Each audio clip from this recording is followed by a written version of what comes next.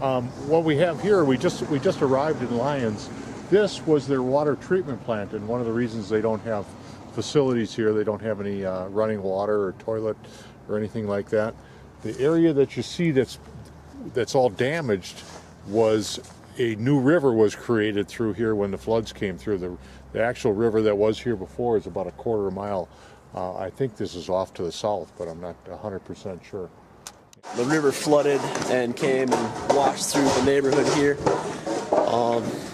Raised the water levels up to 6 feet in some of the buildings here. So we're going through and we're cleaning up some of the mud that got pushed through and some of the debris.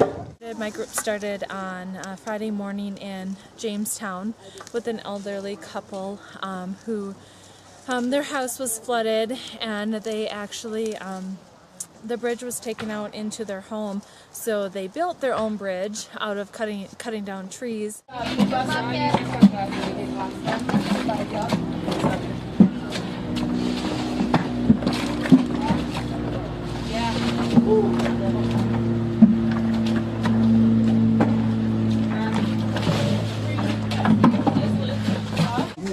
It's pretty intense. I'm going to be very sore tomorrow.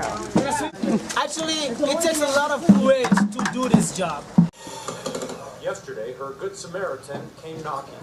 Headwaters Relief organization is here to help with fresh drywall. Headwaters is a non-profit group of volunteers who travel the country helping with recovery efforts and mental health. We went into Jamestown, and so one part of the mountain was like everything, all the houses seemed to be tilting to the downward. So they were still standing, but they were off center. So, and then we asked people for directions, because then there's barely anything left, it seems like. It's been a hard weekend, but a fun weekend. We're cleaning up. They had a river come through and brought in a lot of mud. They had about 1.5 feet of mud and water in their basement. I don't know if you can see the line. It's right there. But what we've been doing in here is basically just scraping off, because now all the mud is dried onto the floor. So we got the mud scraped up, swept out, and we got all the rooms down here taken care of. I washed the stairs. What happens is the rocks and sand push up against the tree or the bush, and it smothers them. It's choking them. They can't get the nutrients or what they need to survive. So we have to pull it away, get the debris out.